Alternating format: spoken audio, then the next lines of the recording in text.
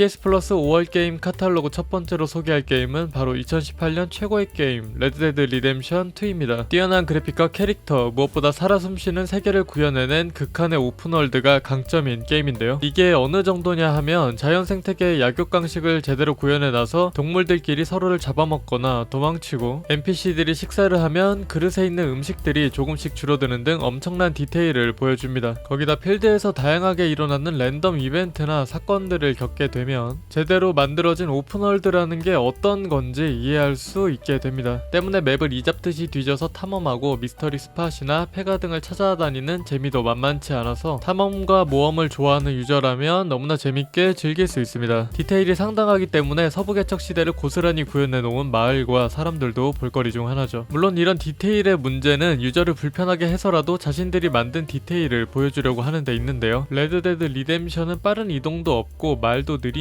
디테일한 모션과 다수의 상호작용도 번거롭습니다. 때문에 이런 불친절함과 느림, 불편함에 적응하는 시간이 유저에 따라 길 수도 있고 아예 못할 수도 있죠. 하지만 초반을 넘어 적응만 한다면 이 게임은 도무지 패드를 손에서 뗄 수 없을 정도의 중독성과 서부 개척 시대의 엄청난 서사, 훌륭한 스토리와 개성 넘치는 캐릭터들을 만나고 몰입할 수 있습니다. 거기다 장인 정신이 가득한 필드를 달리다 보면 내가 정말 이 세계 속 일원이 된 듯한 느낌도 가질 수 있고 데드아이를 사용한 화려한 전투의 재미 역시 게임을 통해 고스란히 느낄 수 있습니다. 거기다 같은 퀘스트라도 다양한 선택지를 통해 전혀 다른 결과를 볼 수 있는 자유도 역시 빼놓을 수 없겠죠. 오픈월드 게임의 끝판왕 레드데드 리뎀션 2 이번 기회에 즐겨보는 건 어떨까요? 취향만 맞으면 60시간도 우습게 넘기는 강력한 게임이 여러분을 기다리고 있습니다. 두 번째 게임은 바로 2014년 처음 등장해서 지금까지 서비스 중인 엘더스크롤 온라인입니다. 총 1000만이 넘는 유저가 액티브로 등록되어 있으며 모로윈드부터 시작해서 골드로드까지 총 8개의 확장팩, 즉 챕터가 출시되어 있습니다. 거기다 무려 10년간 서비스를 계속해온 만큼 방대한 세계관과 스토리, 흥미로운 캐릭터들을 플레이하는 내내 만나볼 수 있습니다. 전반적으로 유저를 방임에 가깝게 놔두는 원작에 비해서 엘더스크롤 온라인은 어느 정도 틀이 짜여져 있으며 MMORPG의 틀을 부수지 않는 선에서 게임을 만들었기 때문에 원작을 즐겼던 유저라면 불편할 수 있지만 그래도 온라인 게임임에도 PVE 기준 패키지 게임 느낌을 잘 내줘서 싱글 게임 느낌으로 즐길 수는 있습니다. 물론 원작의 자유도와 내 마음대로 캐릭터를 육성하는 재미는 느끼기 힘들겠지만 말이죠. 즉 PVE와 PVP가 완전히 분리되어 있기 때문에 내 취향에 따라서 자유롭게 참가할 수 있으며 컨텐츠 볼륨이 어마어마하기 때문에 엘더스크롤의 팬이라면 맛보는 것만으로도 재미있을 가능성이 높습니다. 다만 일반적인 MMORPG를 기대했던 유저들은 무겁게 짓누르는 스토리의 무게를 감당하기가 힘들며 거기다 엘더스크롤 때부터 지적됐던 어설픈 모션, 아무것도 느껴지지 않는 타격감, 못생긴 캐릭터는 입문하려는 유저들이 매력을 느끼기도 전에 떠나가게 만드는 진입장벽이 될 수 있다고 생각합니다. 정리해보자면 10년 가까이 서비스를 해오면서 쌓인 방대한 컨텐츠와 스토리, 캐릭터들이 매력적이며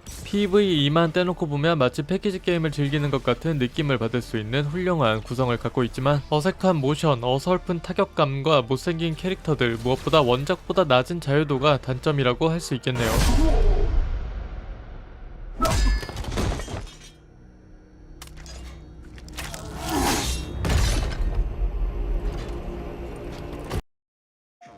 다음은 독특하고 신박한 컨셉으로 중무장한 팀 액션 게임 디시브 INC입니다. 싱글보단 멀티플레이 위주로 진행되며 스파이들이 서로를 속인다는 컨셉 아래 진행이 되는데요. 플레이어 중 가장 먼저 금고에서 보물을 획득해 탈출하면 되는 게임으로 특이하게도 필드를 돌아다닐 때 자동으로 위장이 되고 상황에 따라 위장을 변경할 수도 있습니다. NPC들의 움직임이 제법 다채로워서 유저 입장에서는 지금 돌아다니는 사람이 적인지 아닌지를 알기가 어렵고 아무나 닥치는 대로 공격할 수가 없기 때문에 항상 신경을 곤두세우고 돌아다녀야 합니다. 보안 레벨로 잠겨있는 문들이 있는데 최대 5단계까지 보안 수준이 올라가게 되며 어떤 정보를 바탕으로 풀어가게 되거나 변장을 잘 한다면 고위 NPC가 직접 문을 열어주기도 합니다. 캐릭터마다 각자 기술이 다르고 활용 방법도 다르기 때문에 매번 다른 캐릭터로 플레이하는 재미가 있으며 단순하면서도 직관적인 목표로 인해서 빠른 적응 및 몰입을 가능하게 해줍니다. 문제는 1인칭 시점임에도 총기 사운드나 타격감이 심각할 정도로 좋지 못하며 사실상 멀티플레이가 주된 모드인데 사람이 없어서 매칭이 안 된다는 점입니다. 간혹 매칭이 된다고 해도 높은 핑 때문에 프레임 저하나 순간 이동 등 다양한 문제가 발생해서 게임을 제대로 즐길 수 없다는 게 가장 아쉬운 점이라 할 수 있겠습니다. 그래도 이번에 카탈로그에 나옴으로써 좀 더 유저풀이 늘어나서 예전과는 다른 매칭을 기대해볼 수 있지 않을까라는 생각도 드네요.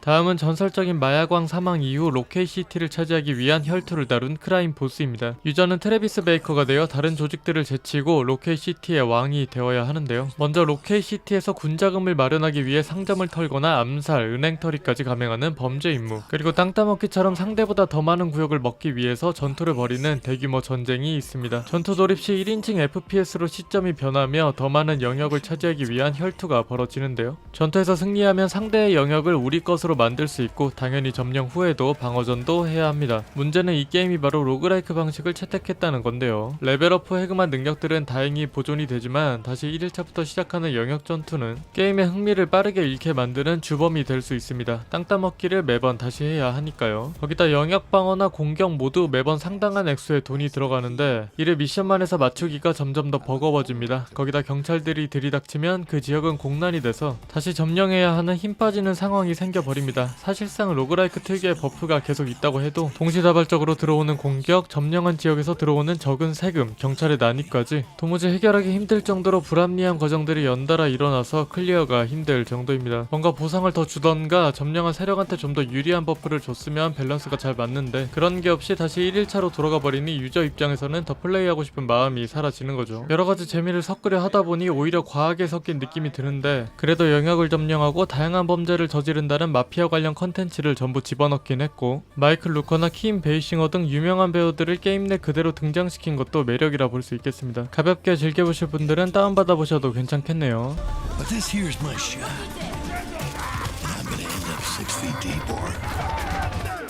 심시티가 도시, 문명이 나라였다면 부족 단위 건설 게임에선 이 게임을 빼놓을 수가 없죠. 세틀러 새로운 동맹은 전작인 세틀러 7에서 무려 13년 후에 출시된 정식 후속작입니다. 2018년 발표 후 2019년 연기, 2020년 3분기에 또 연기 후에 예약 환불 후 무기한 연기를 발표했는데요. 그러다 갑자기 2022년 3월 출시 발표 후에 또다시 한 차례 연기, 2023년 2월에 출시가 됐습니다. 그렇게 미루고 미루다 출시가 된 만큼 게임성 역시 이도저도 아닌 모습을 보여줬는데요. 본래 세틀러 시리즈가 가지고 있던 경영 및 자원 확보, 생산의 즐거움은 축소되거나 사라지고 갑자기 튀어나온 RTS 장르의 전투로 변질이 되면서 게임이 완전히 틀어져 버렸습니다. 애초에 자원 가짓수가 많은데다 게임 템포도 느린 세틀러가 RTS를 접목한다고 해서 빨라질 리 없고 결국 한 판당 1시간에서 2시간이 넘게 걸리는 진이 빠지는 전투가 벌어지게 된 거죠. 그렇다고 다양한 빌드나 전략이 존재하는 것도 아니고 정교한 컨트롤이나 전투가 보장되지도 않아서 기존의 팬도 RTS의 팬도 모두 즐기기 힘든 게임이 되고 말았습니다. 그래도 세틀러 향 첨가는 되어 있으니 마지막 세틀러 게임을 즐기고 싶은 유저라면 해볼만 하겠네요.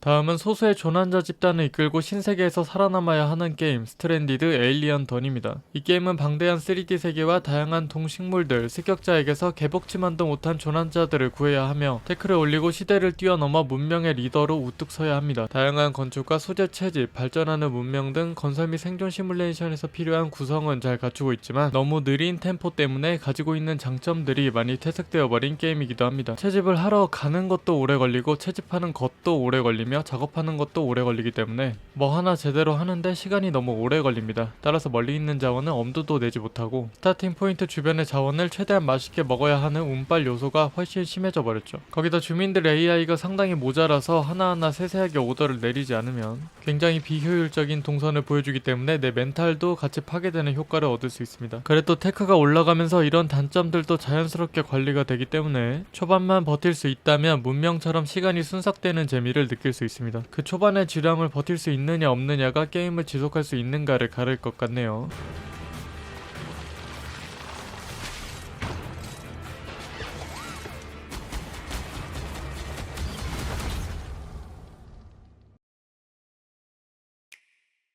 다음은 가볍게 즐길 수 있는 무난한 액션 어드벤처 캣퀘스트 2입니다. 이 게임은 고양이 나라와 강아지 나라를 다스리는 폭군들을 물리쳐서 전쟁을 끝내는 것이 목표로 다양한 서브퀘스트와 어렵지 않은 전투, 시원시원한 진행이 돋보이는 게임이라고 할 수 있겠습니다. 전반적으로 깊이가 낮고 독창적인 부분은 없지만 액션 어드벤처 특유의 조작감이나 타격감, 퀘스트를 진행하고 던전을 공략해 장비를 얻는 재미는 잘 갖추고 있습니다. 하지만 앞서 말했듯이 전체적인 게임의 깊이가 상당히 얕기 때문에 유저에 따라서는 흥미가 금방 식을 수도 있습니다. 그래도 흠잡을 곳이 별로 없는 게임인 만큼 액션 어드벤처를 좋아하는 유저라면 충분히 재밌게 즐길만한 게임이라고 생각을 합니다. 무엇보다 둥글둥글하고 귀여운 그래픽에 다양한 패러디 및 제4 세계를 표현한 위트 넘치는 대사들, 쉽고 편한 전투는 게임을 즐기는 내내 유저들에게 피로감 대신 흥겨운 액션을 선사해 줄 것입니다.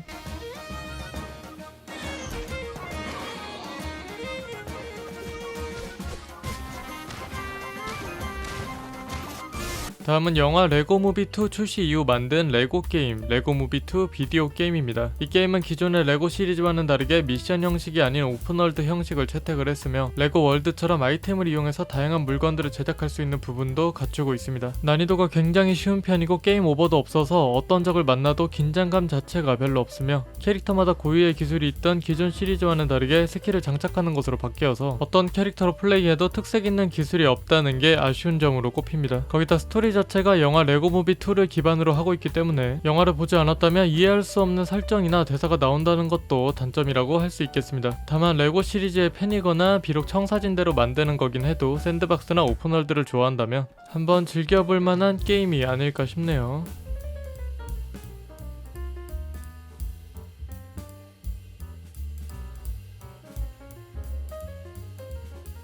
Peggy 18.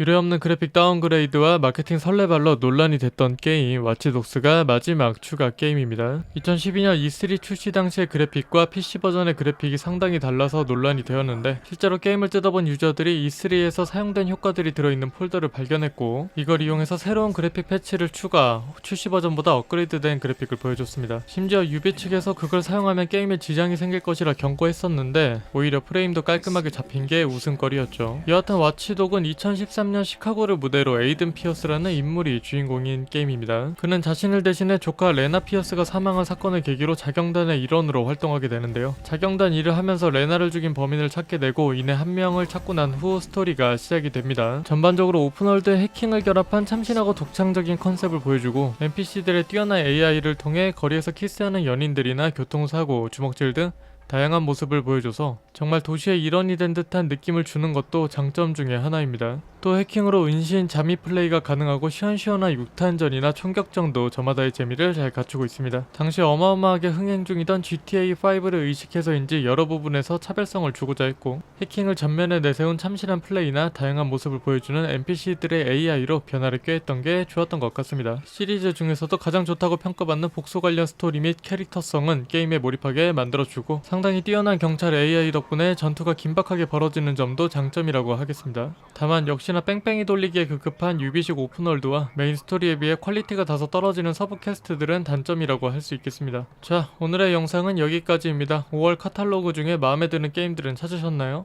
이번에 찾은 게임들로 재밌는 5월 보내시길 바라봅니다. 저는 다음 영상에서 다시 돌아오겠습니다. 시청해주셔서 감사합니다. 지금까지 콘솔모아였습니다.